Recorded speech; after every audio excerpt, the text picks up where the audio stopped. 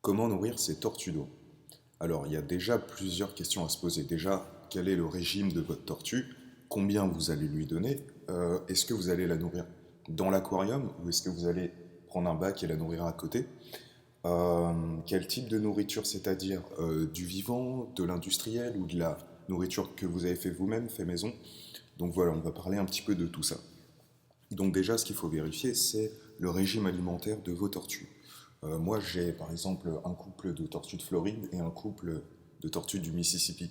Donc c'est des espèces qui sont omnivores. Donc à ce rythme-là, c'est facile. En plus, elles mangent toutes la même nourriture. Donc euh, elles mangent pas par contre toutes les mêmes quantités. Voilà, selon les unes, les autres. Le mâle, par exemple, tortue de Mississippi mange un peu moins que les autres, mais bon, peu importe.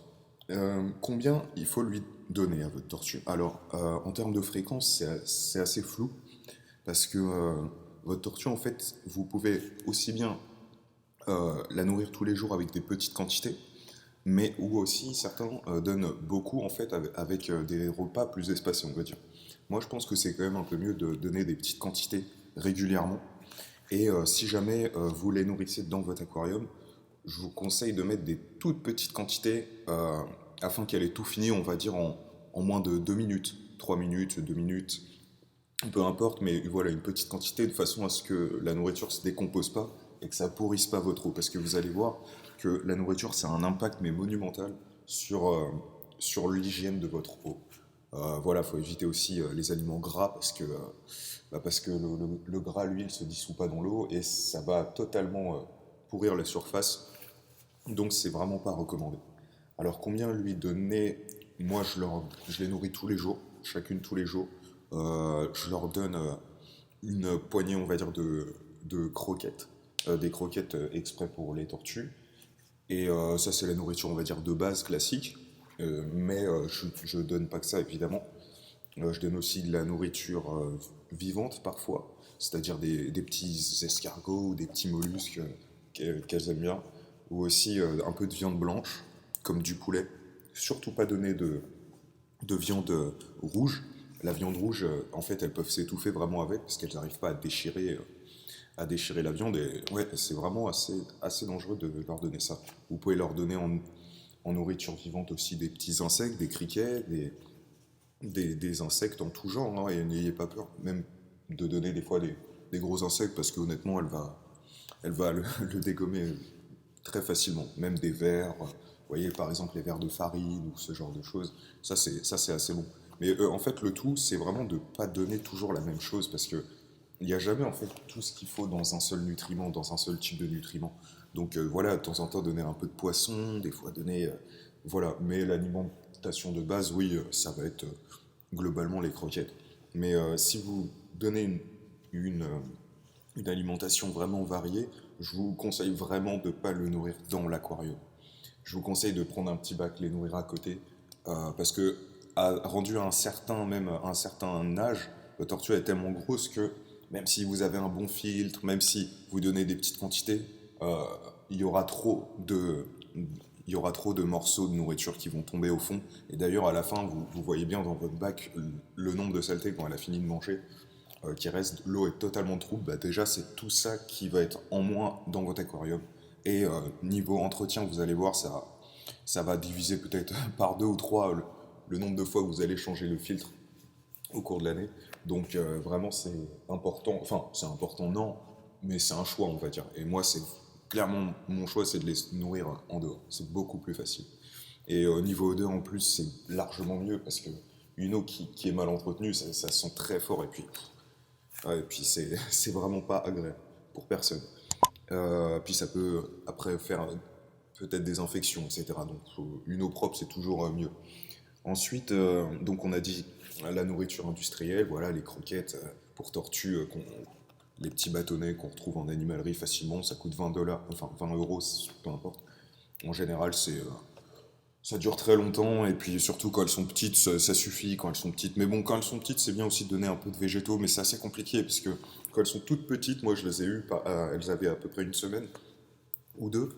C'est vraiment, elles mangeaient très, enfin très très peu en fait, quasiment rien. Elles voulaient pas manger.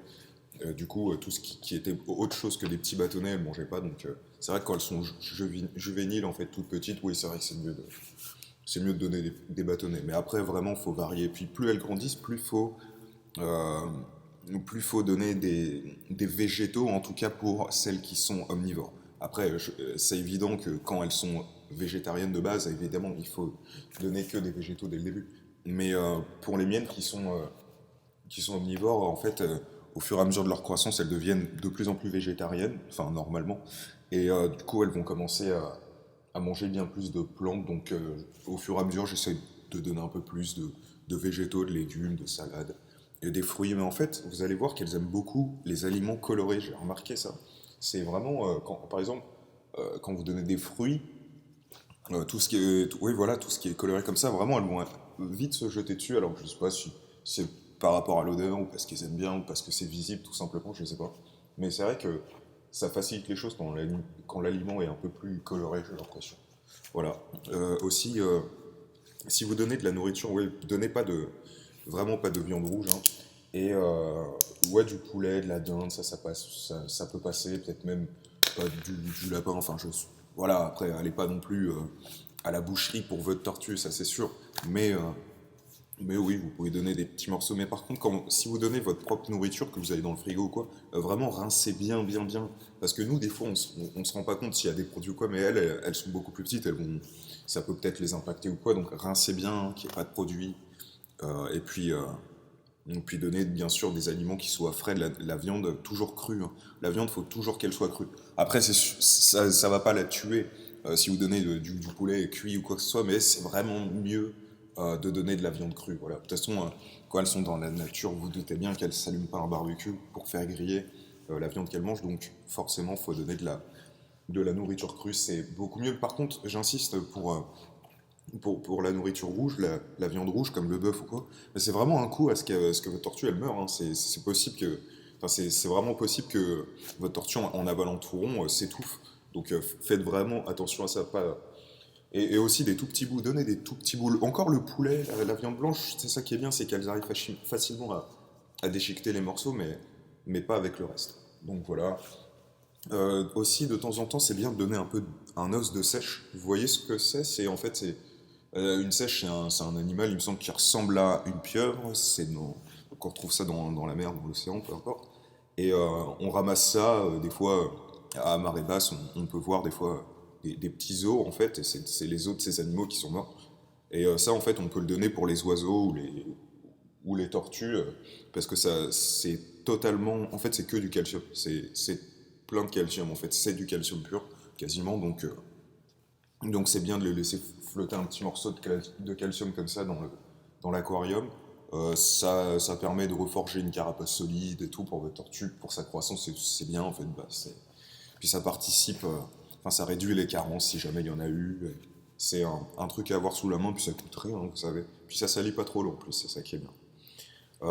Voilà, et puis j'espère que vous avez appris des trucs. Et puis, est-ce que vous avez des tortues, vous et quelles espèces vous avez? Parce que moi, je suis au Canada, j'ai des tortues de Floride. Je sais qu'en France, c'est illégal, il me semble. Enfin, ça change souvent les règlements, mais je crois que oui, les tortues de Floride, je suis à peu près sûr à 100% que c'est illégal en France. Enfin, d'en avoir, ou enfin, d'avoir un élevage en tout cas. Enfin, je sais pas comment ça marche. Mais en tout cas, chez moi, j'ai le droit. Donc, vous, dites-moi en commentaire ce que vous avez comme espèce de tortue, de terre même, ou de mer. Enfin, de mer, ça m'étonnerait quand même. Je voulais dire de tortue d'eau. Et voilà, merci. Je ferai des prochaines vidéos où j'essaierai un peu de m'améliorer sur le son, sur la vidéo, sur tout ça. J'ai aussi toujours mon bouquin qui est en ligne. Là, pendant la crise du corona, je crois que ça avait annulé. Enfin, il était plus en ligne en fait à cause, je crois, du corona qui faisait passer en fait les commandes en priorité. Il me semble que c'est ça.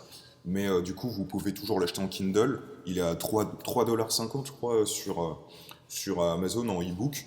Donc voilà, c'est pas très cher. Et puis par contre, il y a aussi le format broché qui est plus disponible en ce moment parce que, je vous dis, je crois que c'est à cause de la crise du coronavirus que certains objets Amazon non prioritaires ont été rendus. Donc voilà, merci beaucoup, à bientôt.